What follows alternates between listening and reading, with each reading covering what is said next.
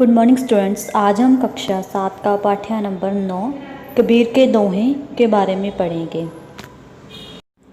सांच बराबर तप नहीं, झूठ बराबर पाप, जाके हृदय सांच है, ताके हृदय आप। इस दोहे में कबीरदास जी कहना चाहते हैं जो सच होता है वह परीक्षा के समान होता है। जब हम सच बोलते हैं तो हमें बहुत सी परीक्षाओं का सामना करना पड़ता है, और जो झूठ होता है वो पाप के बराबर होता है, वो बुराई के बराबर होता है।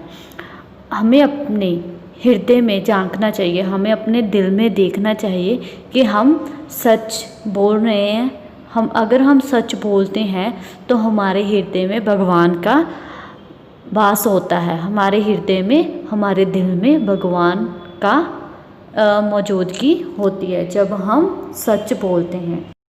गुरु को मुहार, शिष्य कुंभ है, घड़ी घड़ी काढ़े खोट, अंतर हाथ सहार ने, बाहर बाहें चोट। इसमें कबीरदास जी ने गुरु को कुम्हार के बराबर और चेले को घड़े के बराबर समझा है। जैसे कुम्हार घड़ा बनाते समय उसके अंदर हाथ से सहारा देता है और उसके ऊपर से चोट मारता है ताकि उसकी जो खोट, जो कमी है वो निकल जाए। इसी प्रकार गुरु जी अपने शिष्य, अपने चेले के ऊपर बहुत शक्ति दिखाते हैं, परंतु अंदर से उनके हित की बात ही सोचते हैं, अंदर से उसे प्यार ही करते हैं। लेकिन शक्ति इसलिए दिखाते हैं ताकि जो उसके अंदर की जो बुराई है, जो उसके चेला होता है उसके अंदर की बुराई है वो बाहर निकल जाए, वह अच्छे गुण अपनाने लगें। वृक्ष कबहु नाहि फल, बखे नदी संचे नीर, परमार्थ के कारणे साधुन दरा शरीर। जैसे एक पेड़ होता है वह फल देता है लेकिन वह अपना फल खुद नहीं खाता, ऐसे ही नदी, वह उसका जो पानी होता है वह एकत्रित तो उसे करती है लेकिन वह अपने लिए नहीं करती, वह किसके लिए करती है? दूसरों के लिए करती है। ऐसे ही हम जो पेड़ का फल होता है वो पेड़ खुद नहीं खाता, वह फल दूसरों को देता है। इसीलिए जो साधु होता है, वह जो अच्छे लोग होते हैं वह अपना साधु का रूप इसलिए धारण करते हैं ताकि वह दूसरों का भला कर सकें।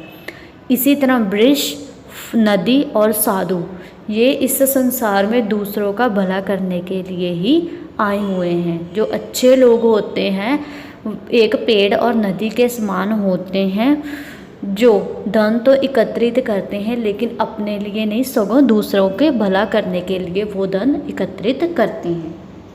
बड़ा हुआ तो क्या हुआ, जैसे पेड़ खजूर, पंथी को छाया नहीं, फल लागे अति दूर।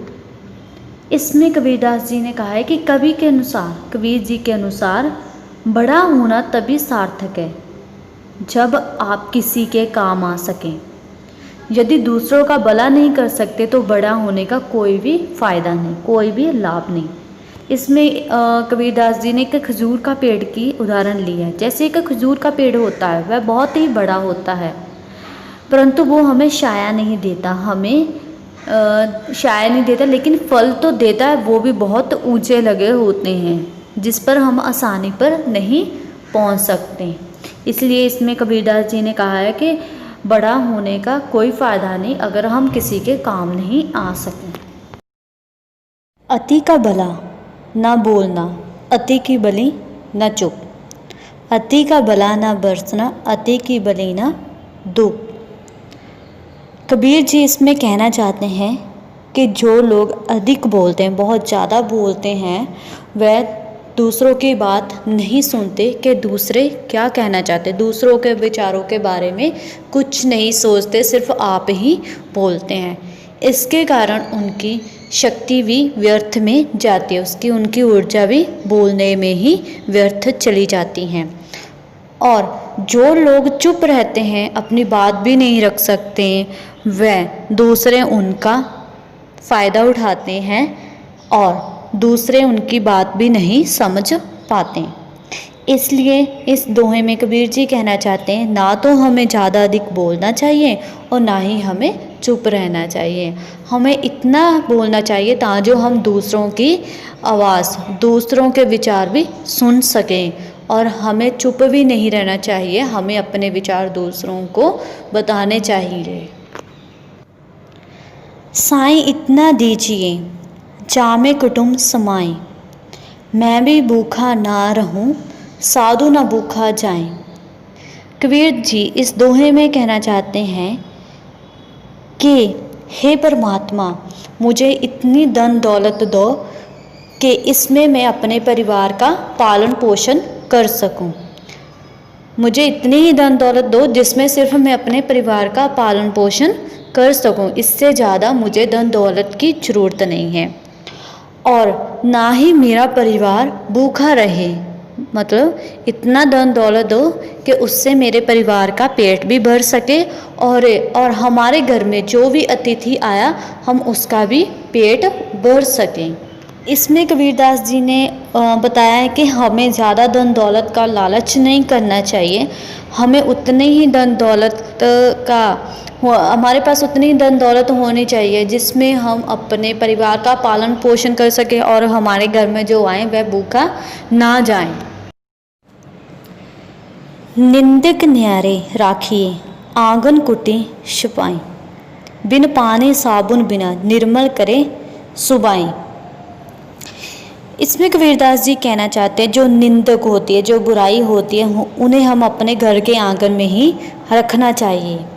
हम अक्सर कहते हैं कि जो लोग हमारे में बुराई निकालते हैं तो इससे भला हमारा ही होगा, क्योंकि जब हमारे अंदर की बुराई लोग निकालते हैं तो हम उन बुराइयों की तरफ देखते हैं, उनमें सुधार करने की कोशिश करते हैं। इसलिए इस दोहे में कबीर जी ने कहा है कि हमें जो निंदा होती है, निंदा करने वाले होते हैं, उनकी बातों का बुरा नहीं मानना चाहिए, सगों उनकी बातें सुननी चाहिए, इससे फ़ायदा हमारा ही होगा। और जब हमें वो बुराइयां बताते हैं, हमारे अंदर की जो बुराई हैं वो बताते हैं, तो हम उन बुराइयों को ख़त्म कर देते हैं और हम अच्छे बन जाते हैं।